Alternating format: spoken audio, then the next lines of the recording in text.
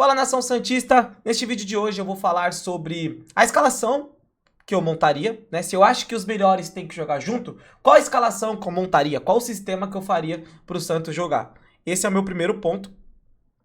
O segundo ponto que eu vou trazer até antes da escalação é falar um pouco sobre a repercussão que deu o meu vídeo sobre a atuação do Roleiser quarta-feira, contra o Deportivo Cuenca, e o porquê que eu acho que eu estou no caminho certo, o porquê que eu acho que, o meu trampo tá fluindo bem, porque eu não sou um cara falando de futebol de maneira tola ou de maneira injusta.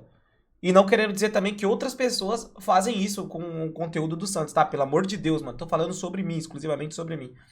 Bom, o vídeo do Roleiser teve curtidas de pessoas que trabalham como scout de equipes, pessoas que criam conteúdo como scout de futebol e também de jogadores, mano.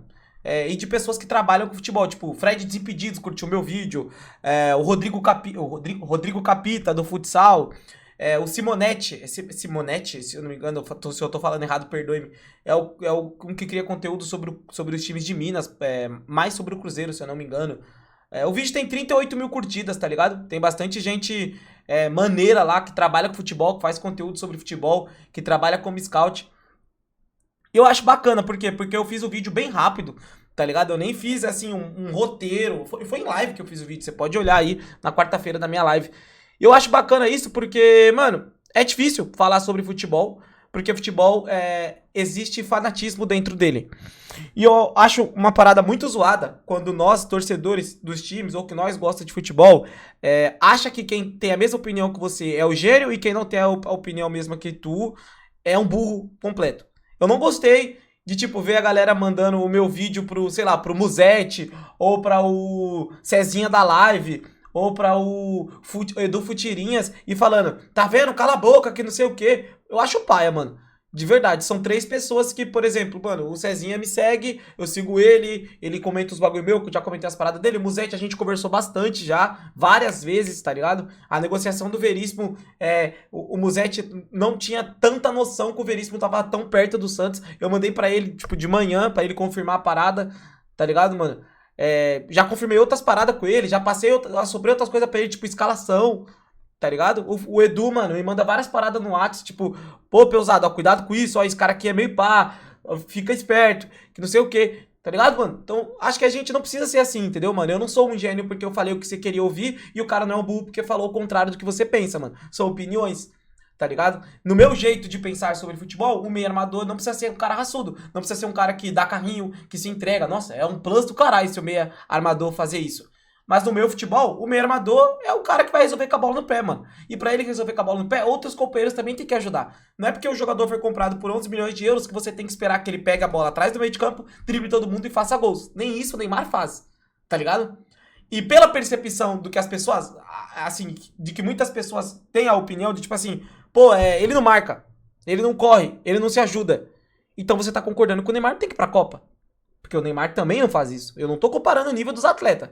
Eu tô comparando o jeito que vocês analisam futebol. Que a galera analisa futebol. Outro ponto.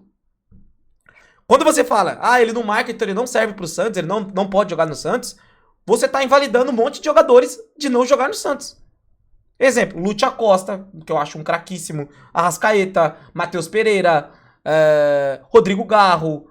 Porra, todos esses jogadores eu acho muito bom que jogariam no Santos, mas pela opinião da galera de, não marca, eu não acho que o meio armador tem que fazer isso, tá ligado? E hoje eu acho que a gente tem peças que dá para encaixar Neymar, Roleiser e Gabigol juntos, que na minha opinião são os 3 melhores tecnicamente. Eu acho que hoje a gente tem peças. Acho que hoje dá para montar um time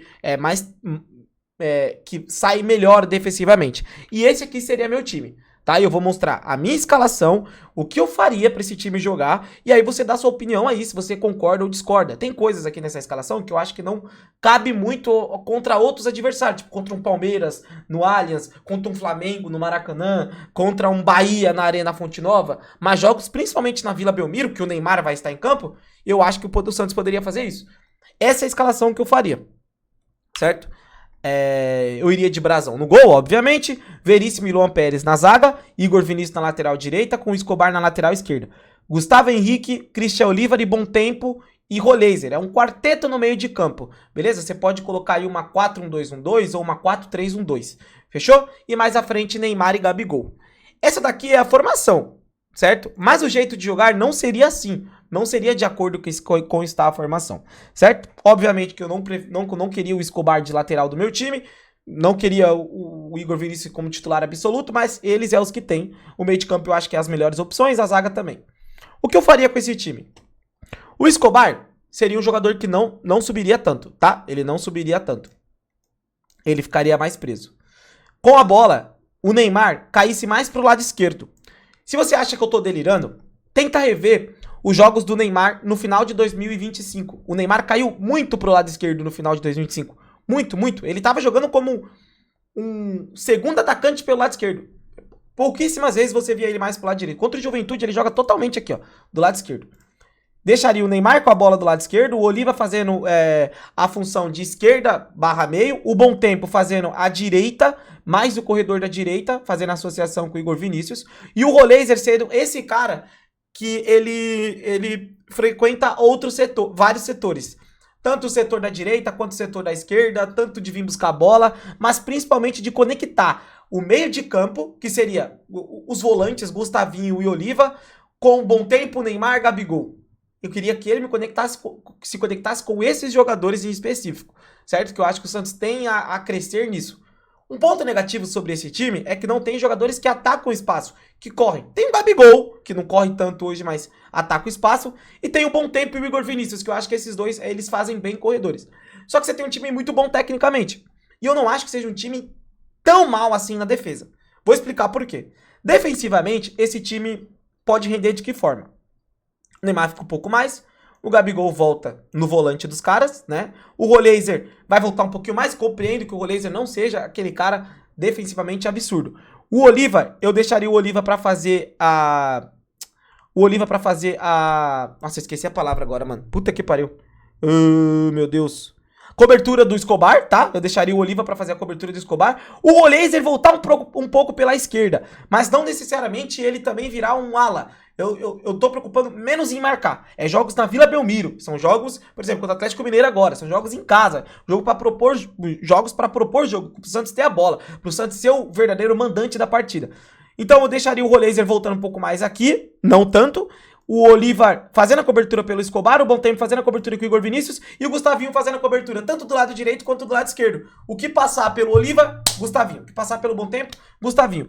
E aí o Gabigol volta um pouco a mais do que o Neymar, e o Neymar fica lá na frente. É isso. Esse seria o meu time marcando, tá? Contra times melhores, eu acho que você pode não ter o Gabi e ter um Rony ou um Tassiano, ou você não pode ter o Ney e ter um Rony ou um Tassiano, porque o Ney vai jogar menos que o Gabi, certo? Mas eu gostaria muito de ver este time aqui, nessa função de equipe assim, tá? Eu gostaria muito, velho. Eu gostaria muito de ver o time assim. Porque os jogadores que a gente tem de velocidade, vamos colocar aqui, o Rony tem velocidade. Cara, o Rony é o único. O Rony é o único de velocidade. De correr pra caralho. Ele é muito burro, mano. Tá ligado? Ele deixa muito a desejar em tomadas de decisão. E eu acho que, por exemplo, né? Exemplo. Se o Santos tem esse meio de campo contra o Deportivo Cuenca, o Gabigol na frente. Você tira o Neymar, coloca o Barreal. Eu acho que o Santos ganharia o jogo facilmente. Eu não acho que o Santos sofreria pra ganhar. Eu acho que o Santos sofreu pra ganhar o último jogo, não ganhou, na real, né? Por conta de que, tecnicamente, os jogadores deixam muito a desejar. Daí você tem o Moisés, que, cara, com todo respeito do mundo, tá? O Moisés, pra diferença de Roleiser de marcar, é a mesma merda. Eu não sei se tu percebeu isso. E ele joga numa função que ele tem que voltar mais do que o Roleiser, né? Que é ponta esquerda. Eu não vejo o Moisés sendo esse cara que sacrifica, que faz as coisas. O Guilherme fazia muito bem isso. O Rony faz muito bem isso. Eu não vejo o Moisés fazendo isso. E outra, a posição que o jogador que vocês falam que não marcam, é uma posição que ele não precisa marcar. Tem jogadores que teve mais jogos como vagabundo, de você olhar e falar, que porra é essa? Tipo, o Zé Ivaldo contra o Guarani, largando o jogo, sendo zagueiro. Tipo, a partida que eu achei mais revoltante de um jogador do Santos em 2025, que é o Zé Rafael contra o São Paulo no Morumbi. Eu não vejo essas mesmas críticas. Eu sei muito bem que eles não foram comprados por esse valor, mas eles são os jogadores do Santos. Todos eles são jogadores do Santos. Eu acho ruim quando você tem uma cobrança maior em um menino da Vila do que um cara que foi 11 milhões de euros, do cara que foi 4 milhões de euros. A cobrança sobre o menino da Vila tem que ser menor em relação a esses caras. Agora, jogador, por exemplo, o Zé Rafael, que é jogador consolidado, fazer a partida que fez contra o São Paulo no Morumbi, a partida que ele fez agora contra o Cuenca, o passe que ele não dá pro Barreal, enfim. É minha opinião, tá? Eu gostaria muito de ver esse time. Esse time poderia ter jogado contra o Remo, esse time pode jogar contra o Galo, esse time pode jogar contra o Coritiba, esse time eu acho que contra o Fluminense sofreria um pouco mais, aí eu acho que tem que ter jogadores que são melhores em transições. Mas enfim, minha opinião, velho. Comenta aí o que você achou, compartilha o vídeo com seus amigos e é nóis.